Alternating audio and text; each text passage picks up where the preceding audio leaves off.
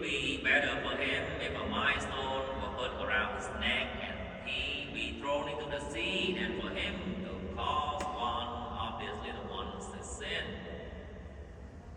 On the surface, it seemed like Jesus was very critical of sinners.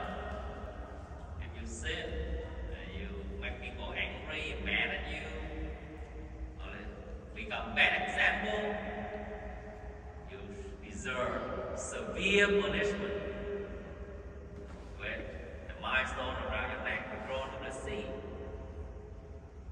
And yet, in the very same reading, right after that, we hear that if he wronged you 7 times in one day and returned to you 7 times saying, I'm sorry, you should forgive him. What's going on here, Lord?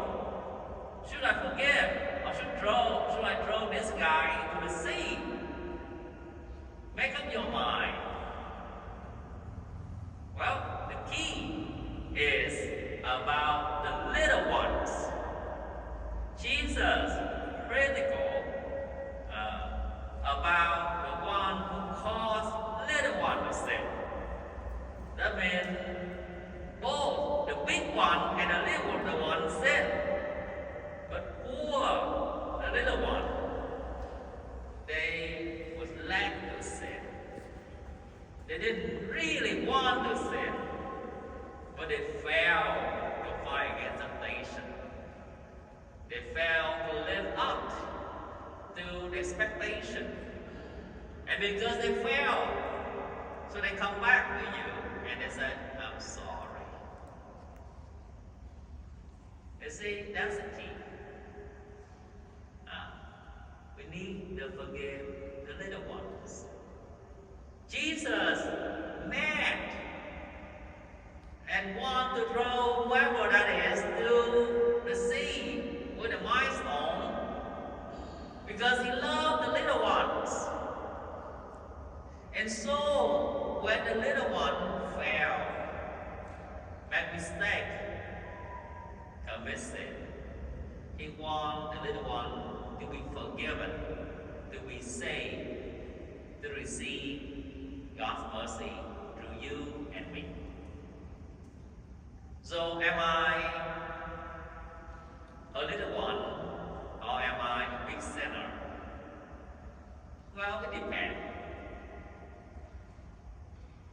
If I hold on to my sin, if I'm stubborn in my sin, then I'm being a bad example. But if I humble myself enough to say to you, I'm sorry, then I'm a little one. Because I lower myself enough to say that I'm sorry. To acknowledge my sin and to seek forgiveness.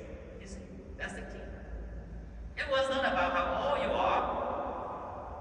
It was not about what job you hold. It wasn't not about how much money you have, what position you are in the community, but rather, are you humble enough to acknowledge it's my fault?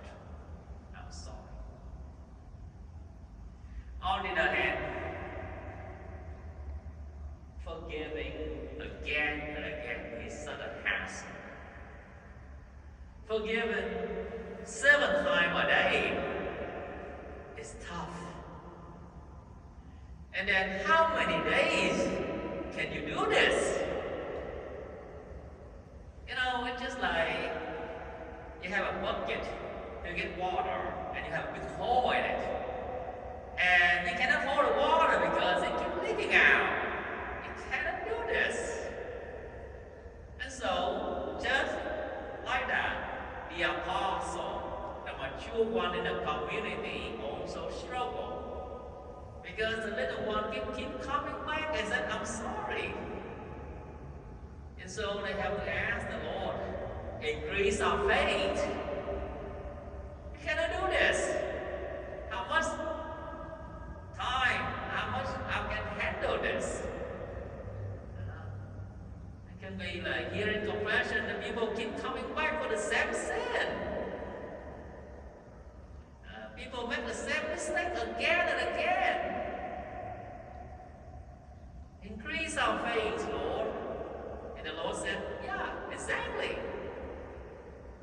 In order for you to help them, you need faith.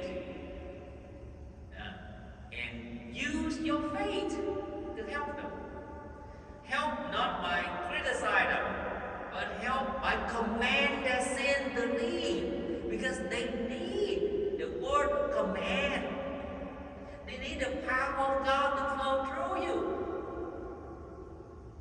So, have you been hurt over and over again by somebody that you love? Huh?